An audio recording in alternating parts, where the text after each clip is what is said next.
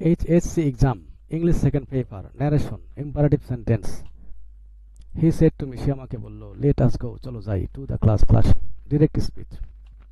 He proposed to me, সে আমাকে প্রস্তাব দিল, that যে, we should go, আমাদের যাওয়া উচিত, to the class-এ, indirect speech বা পরোক্ষ উক্তি. let us এর বিধানটা হচ্ছে তিনটা জিনিস বুঝতে পারে দ্যাটের পর. এক নম্বর উই, দুই নম্বর ইউ, আর তিন নম্বর হচ্ছে দে. আজকে শুধু উই নিয়ে আলোচনা হবে. সাবজেক্ট, সেড রিপোর্টিং ভার্ব, হি হচ্ছে রিপোর্টিং ভার্বের সাবজেক্ট, মি হচ্ছে রিপোর্টিং ভার্বের অবজেক্ট. সে এর পর অবজেক্ট থাকলে মাঝখানে টু বসাতে হয়, প্রিপোজিশন টু বসাতে হয়.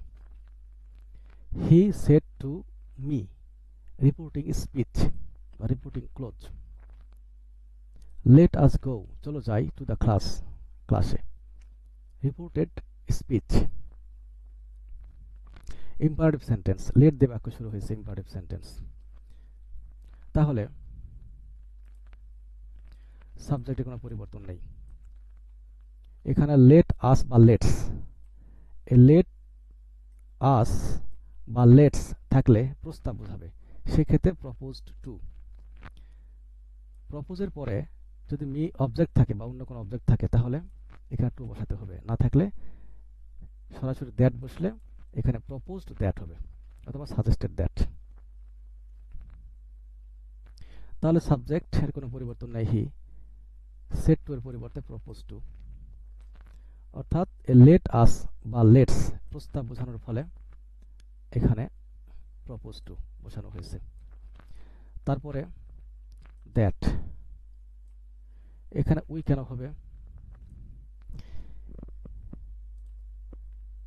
রিপোর্টিং ভার্বের সাবজেক্ট এবং রিপোর্টিং ভার্বের অবজেক্ট এই দুই জায়গার যে কোনো একটা জায়গাতে যদি এই ফার্স্ট পারসন অথবা এর ফার্স্ট পারসনের সাবজেক্টিভ রূপ ফার্স্ট পারসনের অবজেক্টিভ রূপ এই চারটা জিনিসের যে কোনো একটা জিনিস থাকলে এই দুই জায়গার, তাহলে এখানে উই বসবে.